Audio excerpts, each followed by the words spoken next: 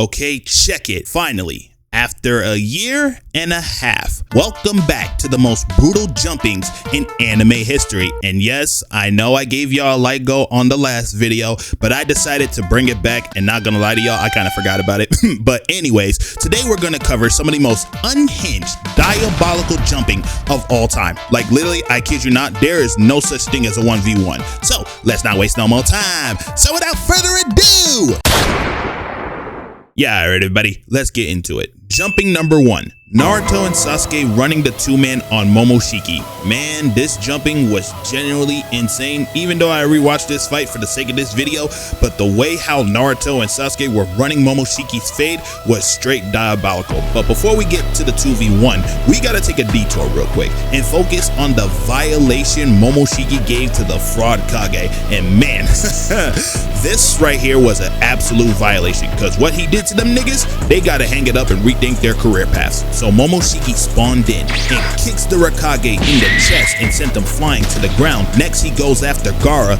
but gets trapped by his sand, but Momoshiki pulled an Uno reverse, used his hair to bind him and hits him with a gut punch, put his ass to sleep just like Taylor Swift's trash ass album. Next were these two, and I ain't gonna lie to you, they got violated in the worst way possible. He kicks the dude to a bark tree hitting the snow angel pose and blocked the punch from behind and one-tapped Shorty in the neck, knocking her out cold, and he squad wiped the fraud Kage. So after putting the Kage on the t-shirt, he starts putting belt to ass on Naruto. And then look at this, bro. He gave Naruto a mean ass combo to the stomach and palmed his face like a basketball. So Sasuke tried to sneak, bro, but he wasn't gonna fall for the trap, as he gut checks him and palmed his face and drags them both to the ground and tossed them away like a piece of paper. So Naruto and Sasuke charged in with their attacks, but Momoshiki grabbed their punches and they were going at it. But then look at this. Momoshiki kicks Sasuke to the sky,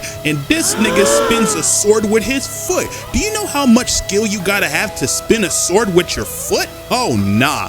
Then he kicked Momoshiki off frame, but all that did was piss him off. As he pulls out his staff, bro think he kicked Goku and says, "Bring it." But Naruto punched him and they started chasing him down. Like bro, it ain't that serious, gang. But anyways, Sasuke throws 2 shurikens at him, and I kid you not, Sasuke does not leave his crib without them damn strings. But Momoshiki weaved all of them like he's a part of Weave Nation, but gets cut up and used super explosive wave to blow the shurikens away.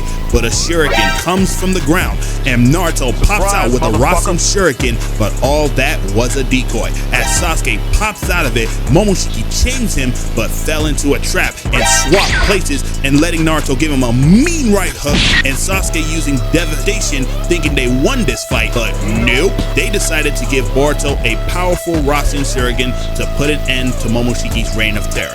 But no cap though, Naruto and Sasuke were putting belt to ass on this nigga.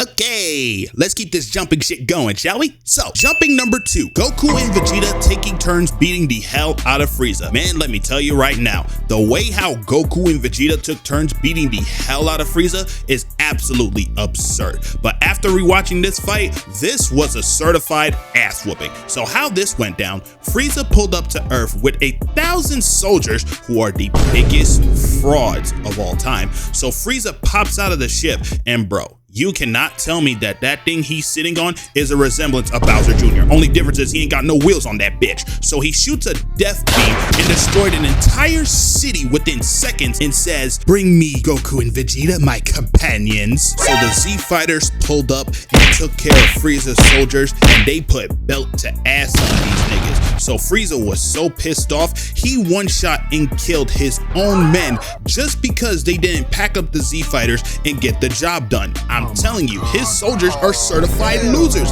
Like, they need to hang up their fighting skills, because this shit right here is fucking ridiculous. So after Frieza packed up his soldiers and one-tapped Gohan in the stomach, Goku and Vegeta finally pulls up to save the Z fighters from Frieza turning them into the Island Brothers. So Goku goes first and transforms into Super Saiyan Blue for the first time ever, and Frieza watching this, he was like, "Not bad, monkey, but let me show you a transformation I learned from the depths of hell," and transforms into Golden Frieza, and they get to scrapping and they were going at it. But then look at this, man. They have a test of strength. Frieza flips Goku, hitting the cartwheel pose and knees him to the gut, and he was not done. He sliced the rock in half, almost sliced Goku's arm off. Bro, think he Moses. So now begins the second sequence. Goku knees Frieza in the gut and start fighting underwater. Frieza shoots 5 ki blasts surrounding Goku, but Goku blocked all the blasts with ease just for Frieza to punch him in the face, but Goku was not phased, and then we get one of the most iconic moments in DBZ history. So Goku hits the 1-inch punch and shoots a Kamehameha, and that got Frieza heated so bad he called his assistant to shoot Goku directly in the chest and started torturing Goku. But Vegeta saves the day and tells Frieza directly in his face, "Get ready for this beatdown,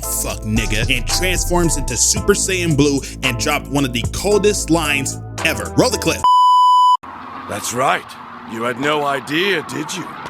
I've been a Super Saiyan for years, and now I too have the power of a god. Now this is where Vegeta decided to channel his inner NBA youngboy and started violating the hell out of Frieza, and it got so bad he got diffused out of his golden form. And bro, I'm telling y'all this right now, this psychopath hating ass nigga pulled off probably one of the most nastiest stunt of all time. He shoots a ki blast straight to the Earth's core and blew up the Earth and caught approximately 1 million bodies at this point. But luckily, with the power of plot, we rewind time. Goku charged up a Kamehameha and ended Frieza's reign of destruction. Yeah, man, this right here was a straight violation. Even though this was a straight 2v1 jumping, they did Frieza so damn dirty, and I'm gonna stand on this, and we all know damn well, and some of y'all can agree with me when I say this, Vegeta should have had this moment right here. He should have had the killing blow against Frieza, no question about it.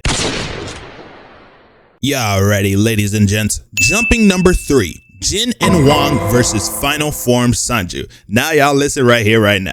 If y'all haven't seen Fall Kill of the 5 Elements, I'ma recommend it to y'all right now. It's a good anime. The hands, the animation, the fights itself is literally top tier cinema. Even though I did a separate video of it back in the summer, there is no English dub on here, just straight hands and jumpings. And I looked up and realized that there were only 5 to 6 people animated this show, and whoever animated this peak anime right here, y'all deserve a big old pay raise. And the other animators around the world, I'm sorry, y'all might have some competition because the Chinese animators, they are in their bag, my nigga. But anyways, Sanju transforms into a demigod and tells the brothers, "Time to show you YNs not to mess with a certified demon." But Jyn was like, "Let's see how that plays out," and transform into Kaioken. So the brothers get into jumping position. Little bro throws a blast, but big man grabs it and goes after Jyn, but gets sent away and tags Zuko in. Block, dodge, 2-piece, and then look at this. He throws the tape and grabs a rock and clocks big man by the boulder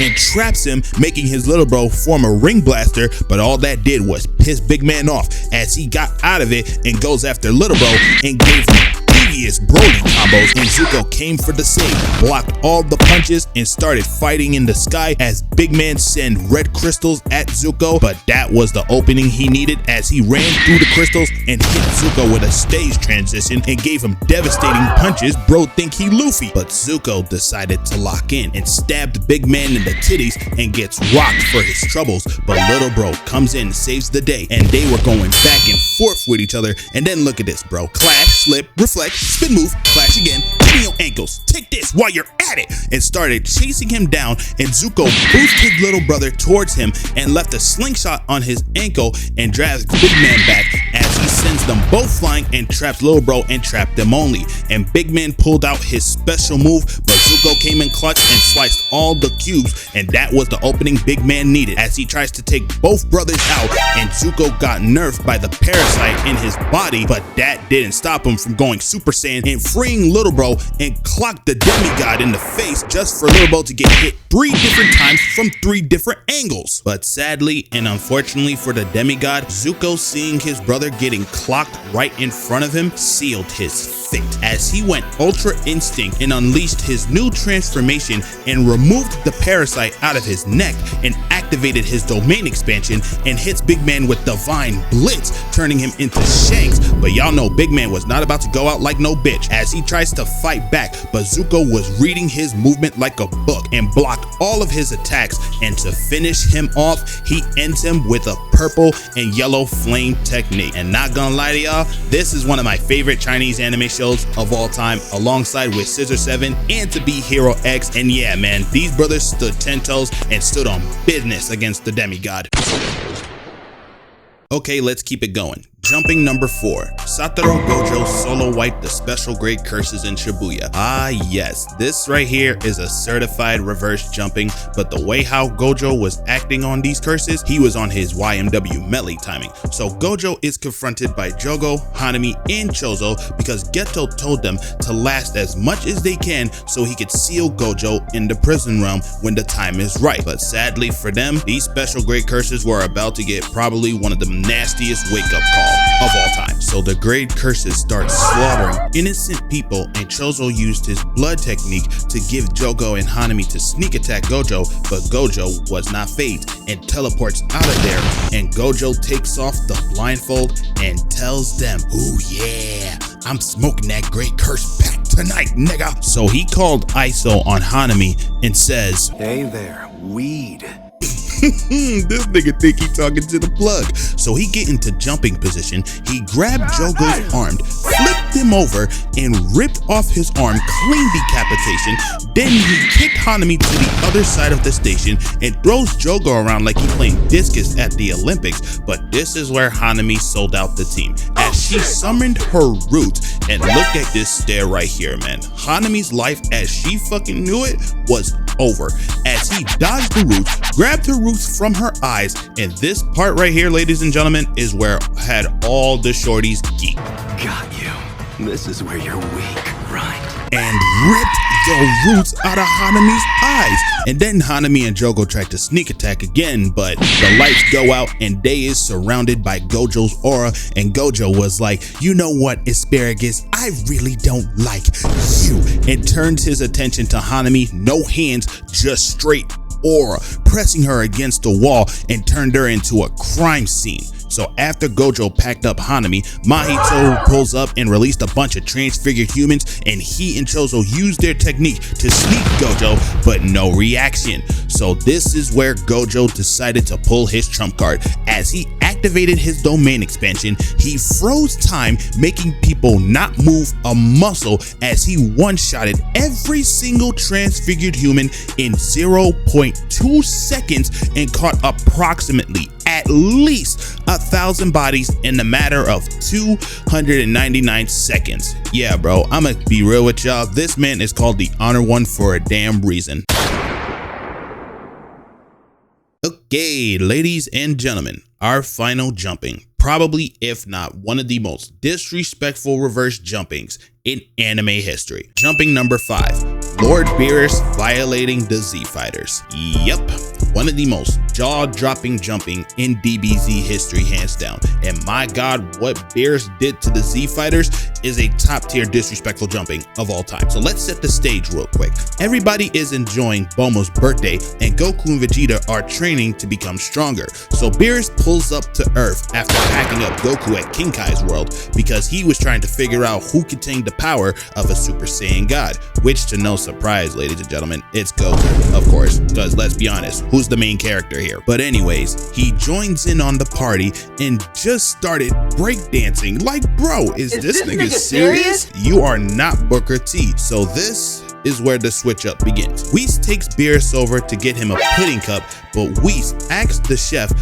excuse me, kind sir, where are the rest of the pudding cups? And the chef was like, that pink guy over there took it all. And Boo was eating all of the pudding, and Beerus asked him, kindly please hand one pudding cup to your destroyer, please. And Boo was like, no, pudding is for Boo only, and licked all the pudding cups and shoved all the pudding cups down his throat, paused, and tells him, "Now I turn you into kangaroo candy and eat you." And Beerus was so pissed off, he pushed Boo into the water, but Beerus was not done with the disrespect as he weaved both punches and flips over Boo, hitting the L like he either emoting or ore farming. So the rest of the Z Fighter pulls up, but sadly they were gonna get put on fraud watch. So Beerus picked up some chopsticks, elbows 18 in the back, grabbed Tien's fist and flips him over, then blocked Piccolo's kick and gave him a two-piece combo and knocked Piccolo's eyes out, putting him out of commission. So Gohan charged up and Beerus picks up Boo and tells him, "This is what happens when you disobey your destroyer." So Gohan sneaks behind him, but Beerus grabs him, headbutts him and Boo together, kicks Gohan to the ground, and sent Boo back to the water again. And my god, I kid you not, what he did to Gotenks was straight diabolical. So Goten and Trunks did the fusion dance, and I'm not gonna waste my time explaining this. Beerus grabs him and spanks him like a disobedient child and drops him to his demise. And with that, this god of destruction just squad wiped and humbled the entire Sea Fighters' wicked and diabolical work.